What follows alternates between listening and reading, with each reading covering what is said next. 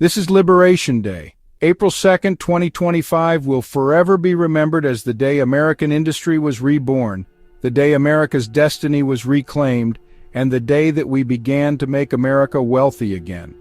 President Donald J. Trump, Rose Garden Address.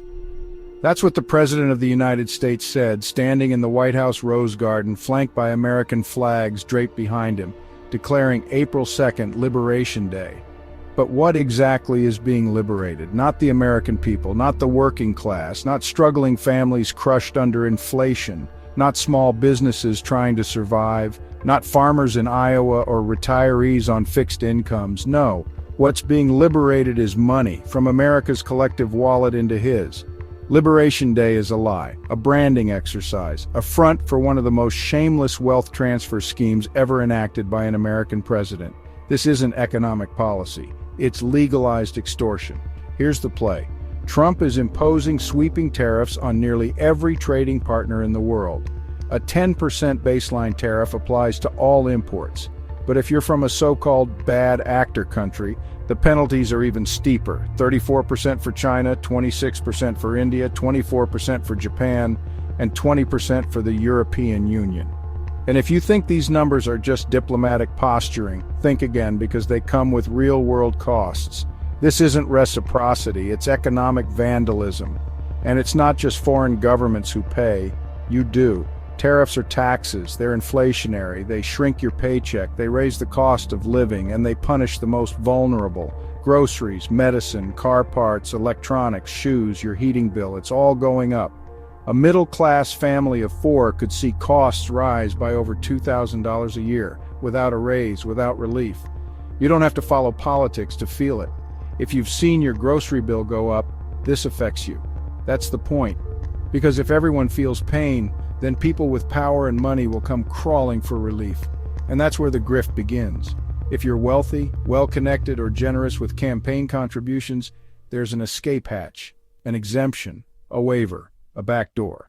And that backdoor has a price. This is textbook rent-seeking, the exploitation of government policy to extract wealth without creating value. And Trump has turned it into a business model. As if on cue, MSNBC's Chris Hayes called out the scam the moment it launched. Just hours after the tariffs were announced, oil and natural gas were carved out. The American Petroleum Institute issued a public thank you. We welcome President Trump's decision to exclude oil and natural gas. Hayes responded with a laugh. Ha ha ha, look who already got their little side deal. But hey, at least yacht leather's still tariff-free. The shakedown had already begun. This isn't about trade, it's about tribute. Rent-seeking at a national scale, designed not to protect American workers, but to funnel desperation upward into campaign coffers, PACs, and family-owned shell companies. And this isn't a conspiracy theory. This is what Bob Woodward is saying. Yes, that Bob Woodward, the journalist whose reporting helped bring the truth about Watergate to light, who has interviewed every president since, who doesn't speculate, he verifies. In a recent interview with Colby Itkowitz at the Washington Post, Woodward recalled a note Trump once scrawled in his own hand. Trade is bad. That wasn't an offhand remark, it was a worldview.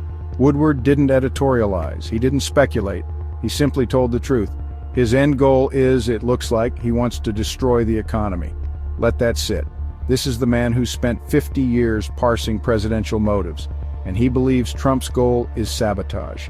According to The Economist, Trump's tariffs have pushed America's effective tariff rate beyond Depression-era levels, back into the 19th century. In October 2024, that same magazine called the U.S. economy the envy of the world. By April 2025, their cover showed Trump carving a hole beneath America's feet with a saw. 2 covers, 6 months apart. What changed? Trump. And the sabotage is already rippling outward. Senator Chris Murphy put it bluntly, this is about breaking institutions, making Americans poorer, more desperate, more dependent. CNN's Abby Phillip didn't mince words either. Liberation Day is just by another yacht day for the swamp.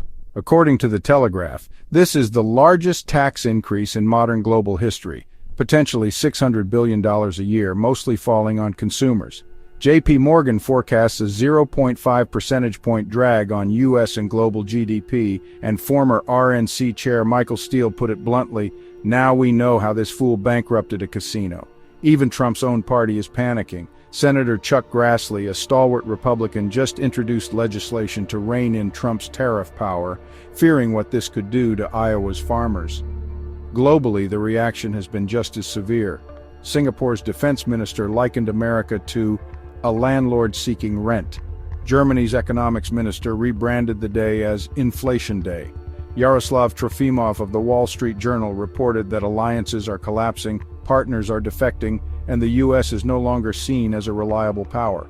And as America raises tolls at every border, guess who's shaking hands in the wreckage? China, no tribute required. It's not just the economy that's breaking, it's trust. And Trump isn't hiding it, he's flaunting it. Political loyalty buys tax breaks, opposition gets punished. This is policy as payback and profit. Andrew Studiford at National Review called it exactly what it is. Tariffs will become instruments of state power at home as well as abroad.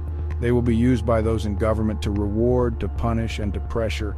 It's not a strategy, it's a scam. The same con that gave us Trump vodka, Trump steaks, Trump University. Only this time the consequences are global. Tariffs don't build prosperity, they raise prices, slash productivity, kill jobs. They reward insiders and crush competition, and over time they corrupt the entire system, turning government into a toll booth for the powerful.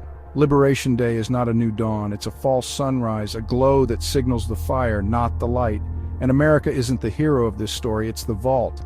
Please subscribe to the Intellectualist new YouTube channel where we present insightful videos analyzing the current events shaping the world. Turn on notifications to receive the latest updates from the channel.